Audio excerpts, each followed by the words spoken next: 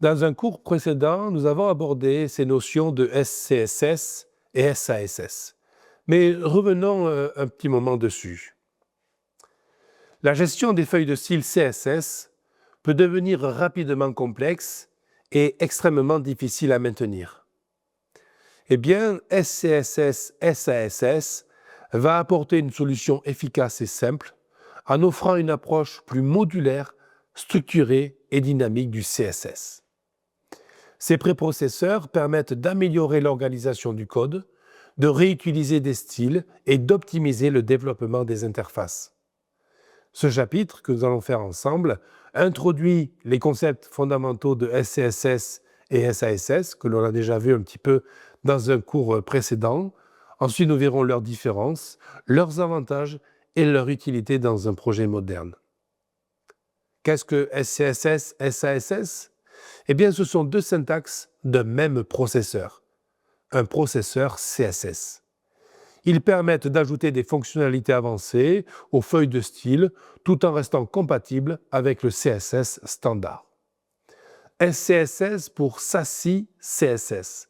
C'est une syntaxe qui est plus proche du CSS classique avec l'ajout de fonctionnalités avancées comme les variables, les mixins et les imports.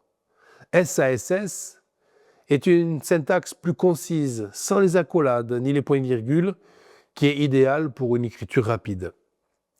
Pourquoi utiliser SCSS, SASS ? Eh bien, parce que cela offre plusieurs avantages. Déjà, une meilleure organisation du code. Grâce aux fonctionnalités de modularisation, il devient plus simple de structurer les styles en plusieurs fichiers. La réduction des répétitions.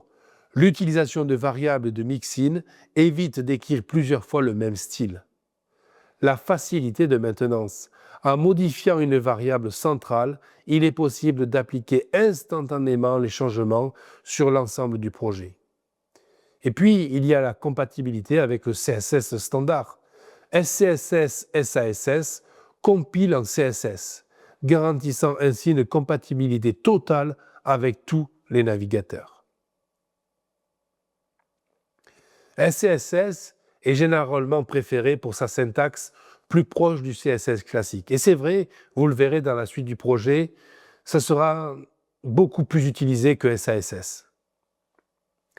Comment intégrer SCSS et SASS dans un projet ?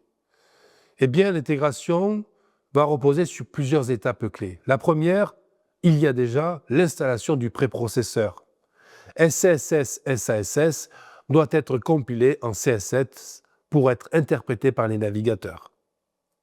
Deuxième étape, l'organisation des fichiers.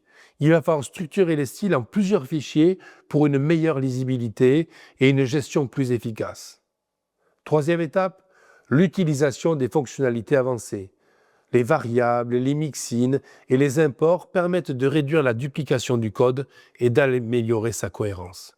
Quatrième et dernière étape, la compilation et l'optimisation. Une fois les styles définis, ils doivent être compilés en CSS final, prêt à être déployés. Quelles sont les bonnes pratiques pour utiliser SCSS, SASS ? Eh bien, structurer son projet en plusieurs fichiers. Diviser les styles en modules spécifiques va faciliter la gestion et la maintenance. Utiliser des variables globales. Définir des couleurs, des tailles et des polices sous forme de variables permet d'uniformiser l'apparence du site. Exploiter les mixins et les fonctions. Cela va éviter la répétition du code en utilisant des fonctionnalités pour les styles récurrents. Enfin, compresser le CSS en production. Cela va réduire la taille des fichiers CSS compilés et améliorer la performance de vos sites web. SCSS SASS est un outil puissant qui améliore considérablement la gestion des styles CSS en rendant le code plus lisible, modulaire et facile à maintenir. Il permet d'accélérer le développement des interfaces web tout en garantissant une meilleure évolution de vos projets. Voyons maintenant le prochain chapitre, la documentation des configurations.